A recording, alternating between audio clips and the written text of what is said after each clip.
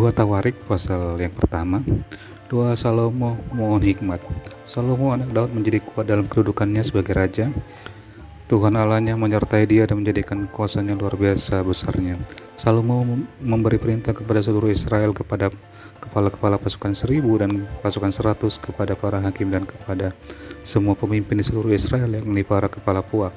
Lalu pergilah Salomo bersama-sama dengan segenap jemaah itu ke bukit pengorbanan yang di Gibeon, sebab disitulah kemah pertemuan Allah yang dibuat Musa, hamba Tuhan itu, di padang gurun. Tetapi Daud telah mengangkut tabut Allah dari Kiryat Yearim ke tempat yang dipersiapkannya bagi tabut itu, sebab ia telah memasang kemah untuk tabut itu di Yerusalem.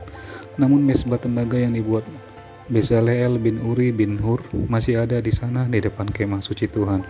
Maka kesanalah Salomo dan jemaah itu meminta petunjuk Tuhan. Salomo mempersembahkan korban di sana di hadapan Tuhan di atas mesbah tembaga yang di depan kemah pertemuan itu. Yang mempersembahkan 1000 korban bakaran di atasnya. Pada malam itu juga Allah menampakkan diri kepada Salomo dan berfirman kepadanya, "Mintalah apa yang hendak aku berikan kepadamu." Berkatalah Salomo kepada Allah, "Engkaulah yang telah menunjukkan kasih setiamu yang besar kepada Daud ayahku dan telah mengangkat aku menjadi raja menggantikan dia. Maka sekarang ya Tuhan Allah, tunjukkanlah keteguhan janjimu kepada Daud ayahku, sebab engkaulah yang telah mengangkat aku menjadi raja atas suatu bangsa yang banyaknya seperti debu tanah. Berilah sekarang kepadaku hikmat dan pengertian, supaya aku dapat keluar dan masuk sebagai pemimpin bangsa ini. Sebab siapakah yang dapat menghakimi umatmu yang besar ini?" Berfirmanlah Allah kepada Salomo, "Oleh karena itu yang kau ingini dan engkau tidak meminta kekayaan, harta, benda, kemuliaan atau nyawa pembencimu, dan juga tidak meminta umur panjang, tetapi sebaliknya engkau meminta kebijaksanaan dan pengertian untuk dapat menghakimi umatku yang atasnya aku telah merajakan engkau, maka kebijaksanaan dan pengertian itu diberikan kepadamu. Selain itu aku berikan kepadamu kekayaan, harta, benda, dan kemuliaan, sebagaimana belum pernah ada pada raja-raja sebelum engkau dan tidak akan ada pada raja-raja sesudah engkau." Lalu pulanglah Salomo dari bukit pengorbanan yang di Gibeon itu, dari depan kemah pertemuan, ke Yerusalem, dan ia memerintah atas Israel. Ayat 14. Harta kekayaan Salomo. Salomo mengumpulkan juga kereta-kereta dan orang-orang berkuda, sehingga ia mempunyai 1400 kereta dan 12.000 orang berkuda, yang semuanya ditempatkan dalam kota-kota kereta dan dekat raja di Yerusalem. Raja membuat banyaknya emas dan perak di Yerusalem sama seperti batu, dan banyaknya pohon kayu aras sama seperti pohon ara yang tumbuh di daerah bukit. Kuda untuk Salomo didatangkan dari Misraim dan dari Kewe. Saudagar-saudagar raja membelinya dari Kewe dengan harga pasar. Sebuah kereta yang didatangkan dari Misraim berharga sampai 600 shekel perak, dan seekor kuda sampai 150 shekel, dan begitu juga melalui mereka dikeluarkan semuanya itu kepada semua raja orang Het dan kepada raja-raja Aram. Dua Tawarik pasal yang kedua. Persiapan-persiapan untuk mendirikan bait suci. Salomo memerintahkan untuk mendirikan suatu rumah bagi nama Tuhan dan suatu istana kerajaan bagi dirinya sendiri. Dan Salomo mengerahkan 70.000 kuli, 80.000 tukang pahat di pegunungan, dan 3.600 mandur untuk mengawasi mereka itu. Lalu Salomo mengutus orang kepada Huram, raja negeri Tirus, dengan pesan, "Perbuatlah terhadap aku seperti yang kau perbuat terhadap ayahku Daud ketika engkau mengirim kayu aras kepadanya, sehingga ia dapat mendirikan baginya suatu istana untuk tinggal di situ.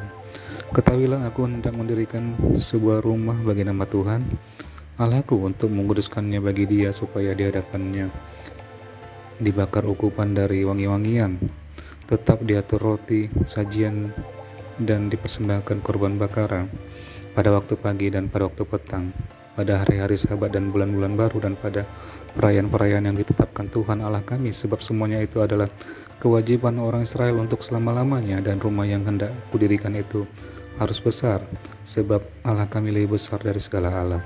Tetapi siapa yang mampu mendirikan suatu rumah bagi dia, sedangkan langit, bahkan langit yang mengatasi segala langit pun tidak dapat memuat dia?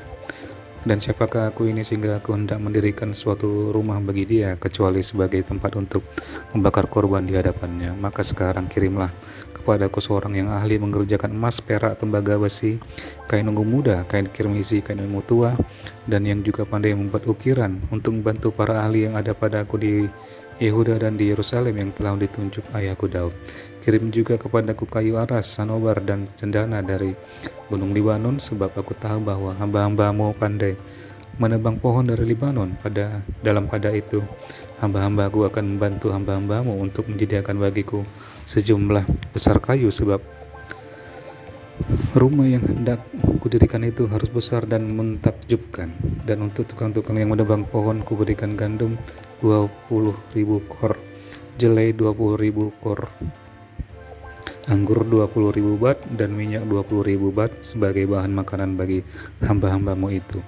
Dan Huram raja negeri Tirus mengirim surat balasan kepada Salomo yang berbunyi, karena Tuhan mengasihi umatnya, ia telah mengangkat engkau menjadi raja atas mereka.